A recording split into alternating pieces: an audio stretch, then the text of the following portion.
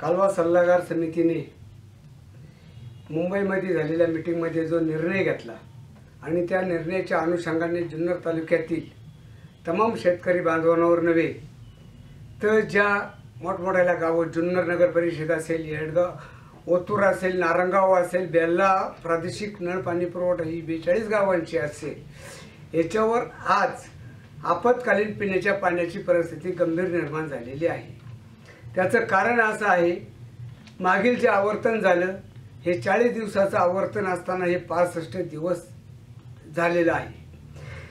जे 65 दिवस आवर्तन कसं झालं, काय झालं, कोणी केलं, कोणाच्या आदेशाने झालं याच्याशी आम्हाला देणं घेणं नाही, परंतु त्या आवर्तनाशी निगडीत जे संबंधित अधिकारी असतील, पदाधिकारी असतील, लोकप्रतिनिधी असतील याचं स्पष्टीकरण त्यांनी जुन्नर तालुक्यातील तमाम मायबाप जनतेला द्यावं।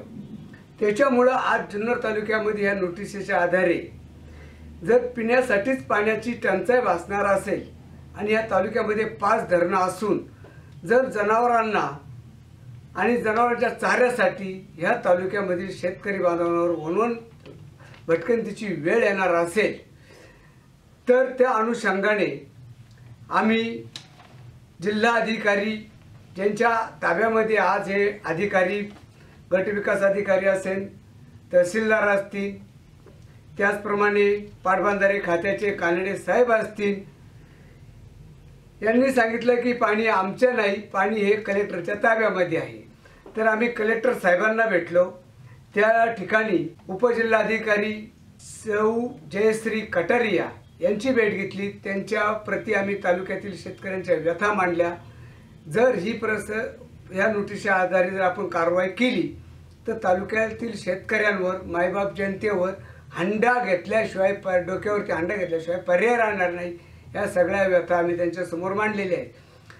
तर त्यांच्याच अनुषंगाने आम्हाला त्यांनी सांगितलं की तुम्ही खाली सुधीर जोशी साहेब त्यांची भेट घ्या। त्यांची भेट घेतली, त्यांनाही आम्ही या संपूर्ण व्यथा कथन केलेले आहेत। त्याच्यानंतर आपल्या तालुक्यातील BDO हे तालुक्यातीलच आहे, त्यांचीही भेट घेतली, त्यांनाही व्यथा सांगितल्या। तर त्यांनी आम्हाला असं सांगितलं की आम्ही तालुक्यातील सर्व MSCBचे अधिकारी असतील, महसुलाचे अधिकारी असतील, मंडलाधिकारी असेल, तलाठी असेल, ग्रामपंचायतचे ग्रामसेवक असतील, या सर्वांची एकत्रित मीटिंग बोलावून पाण्याचं नियोजन केलेलं आहे। पाण्याचं नियोजन कसं केलं त्याचा काही त्यांच्याकडं थांग पत्ता नाही आहे, कुठला कागद नाही आहे, फक्त नियोजन केलं एवढंच आम्हाला ते सांगतायत। तर आमचं म्हणणं असं आहे की तालुक्यातील नव्हे तर जुन्नर आंबेगाव ह्या कोकडी प्रकल्पाअंतर्गत येणाऱ्या ह्या जल उपसा सिंचन योजना या शेतकऱ्यांच्या आहेत, त्या सामूहिक आहेत। 5-5, 10-10 शेतकरी एकत्रित येऊन या केलेल्या आहेत आणि तालुक्यातील शेतकरी हा शेतामध्ये 100% शेतकरी हा शेतामध्ये राहतो। शेतामध्ये राहत असताना सरकारच्या घोषणेप्रमाणे शेतकऱ्याने काय केलेलं आहे की दुग्ध व्यवसाय हा चालू केलेला आहे। आज शेतकऱ्याकडे 5, 25, 30 गाय म्हशी आहेत, यांचा पिण्याच्या पाण्याचा प्रश्न निर्माण होणार आहे। तर आम्ही कलेक्टर साहेबांकडे अशी मागणी केलेली आहे की किमान 5 तास तुम्ही आम्हाला विद्युत पुरवठा द्या, की जेणेकरून ज्या उपसा सिंचनमध्ये 10 शेतकरी आहेत तर प्रत्येक शेतकऱ्याला अर्धा तास तरी पाणी मिळेल। त्याचप्रमाणे ज्या उपसा सिंचनमध्ये 5 शेतकरी आहेत त्यांना 1 तास पाणी मिळेल आणि हा प्रश्न शेतकऱ्यांच्या दृष्टीने, जनावरांच्या पिण्याच्या पाण्याच्या दृष्टीने, चाऱ्याच्या दृष्टीने मार्गी लागेल। तसंच त्यांचं म्हणणं आहे की तुम्ही हे पाणी शेतीसाठी वापरताय, हे पाणी बिलकुल शेतीसाठी वापरलेले जात नाही। कारण ज्या वेळेस पाणी टंचाई सदृश्य परिस्थिती निर्माण झाली त्याच वेळेस नोव्हेंबर महिन्यापासूनच शेतकरी संघटनेच्या मार्फत शेतकऱ्याच्या बांधावरती जाऊन की ह्या पाण्याचं नियोजन शेतकऱ्यांनी व्यवस्थित केले अशी जनजागृती केलेली आहे। सध्या महाराष्ट्रामध्ये दुष्काळाचं सावट आहे, या सगळ्या गोष्टी आम्ही शेतकऱ्यापर्यंत पोहोचवलेल्या आहेत आणि आज म्हणून किमान तालुक्यातील शेतकरी हा पाण्याच्या बाबतीमध्ये तरी जागरूक आहे। याचं उदाहरण खालील जे शेतकरी आहेत 7 तालुक्याला जिथं पाणी जाते त्यांनी घेणं हे गरजेचं आहे। राहिला प्रश्न आम्ही कलेक्टरला दिलेल्या पत्रांचं उत्तर लेखी मागितलेलं होतं. त्यांनी आज तागत आम्हाला लेखी उत्तर दिलेलं नाही.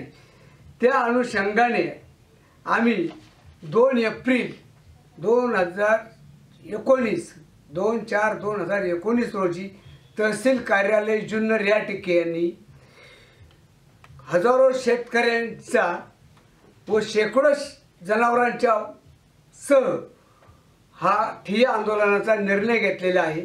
त्या बाबतीत आम्ही प्रत्येक गावोगाव जाऊन शेतकऱ्यांचे म्हणणे मागून घेतलेले आहेत.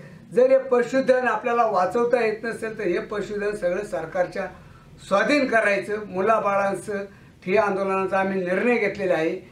अजूनही शासनाला याच्यामध्ये चर्चा करून मार्ग काढण्याची सुवर्ण संधी आहे. तसा त्यांनी प्रयत्न करावा. आम्हा कोणा पुढाऱ्यावर कुणा राज्यकर्त्यांवर दोष नाही, तर आमचा हा दोष आहे. जे ही परिस्थिती निर्माण केलेली आहे त्यांच्यावरती आहे. त्यांनी आत्मपरीक्षण करावं आणि अजूनही जनतेला फसवण्याचा प्रयत्न करू नये. पाणी आहे, पाणी मिळणार आहे, पाणी देणार आहे अशी खोटींतोंडी आश्वासनं तालुक्यातील कोणत्याही पुढाऱ्याने देऊ नयेत.